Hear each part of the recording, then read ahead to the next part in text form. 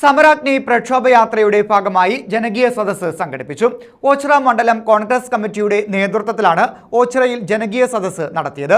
ആലപ്പാട് ഗ്രാമപഞ്ചായത്ത് president U Ullas ഉദ്ഘാടനം ചെയ്തു. ഓച്ചിറ മണ്ഡലം കോൺഗ്രസ് കമ്മിറ്റിയുടെ നേതൃത്വത്തിൽ വയനകം ജംഗ്ഷനിലാണ് ജനകീയ സദസ്സ് സംഘടിപ്പിച്ചത്. സമരാഗ്നി പ്രക്ഷോഭയാത്രയുടെ പ്രചരണാർത്ഥമാണ് ജനകീയ സദസ്സ് നടത്തിയത്. ആലപ്പാട് ഗ്രാമപഞ്ചായത്ത് പ്രസിഡന്റ് യു ഉല്ലാസ് ഉദ്ഘാടനം നിർവഹിച്ചു.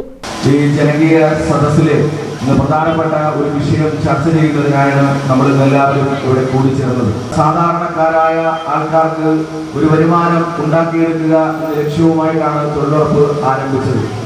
പക്ഷേ ഇന്ന് അതിന്റെ കണക്കിൽ കത്തുവെക്കുന്ന നിയമങ്ങളുമായി കേന്ദ്ര സർക്കാർ, നരേന്ദ്രമോദിയുടെ നേതൃത്വത്തിലുള്ള കേന്ദ്ര സർക്കാർ മുന്നോട്ട് പോയിക്കൊണ്ടിരിക്കുകയാണ്. ഇന്ന് മറ്റ് സംസ്ഥാനങ്ങളെയൊക്കെ അപേക്ഷിച്ച് കേരളത്തിലാണ് ഏറ്റവും കൂടുതൽ തൊഴിലുറപ്പ് വരുമാനം ലഭിക്കുന്നത്. അൻസാറെ മലബാർ അധ്യക്ഷത വഹിച്ചു. കൃഷ്ണകുമാർ മുഖ്യപ്രഭാഷണം നടത്തി.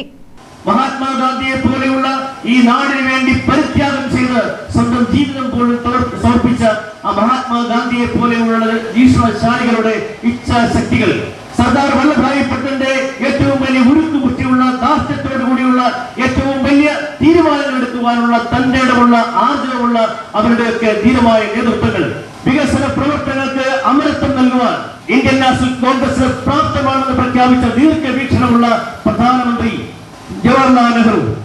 കോൺഗ്രസ് ഇനി ഒരു ലക്ഷ്യം ജയിക്കില്ല. അവിടെയൊക്കെ പറയുവാനുള്ള ആർജവത്തോടു കൂടി കോൺഗ്രസ് പറയുകയാണ്, കോൺഗ്രസിനെ ഉള്ളൂ ഇവിടെ ഭാവി, കോൺഗ്രസിനെ പ്രതികരിക്കാനുള്ള ശേഷിയുള്ളൂ, കോൺഗ്രസിനാണ് അതിന്റെ അസ്തിത്വമുള്ളത്. വി എസ് വിനോദ്, ഗീതാകുമാരി, അയ്യാനിക്കൽ മജീദ്, മിനി പൊന്നൻ, ഗീതാ രാജു, ശങ്കർ, ഇന്ദുലേഖ രാജേഷ് തുടങ്ങിയവർ പങ്കെടുത്തു. News bureau, Ochira.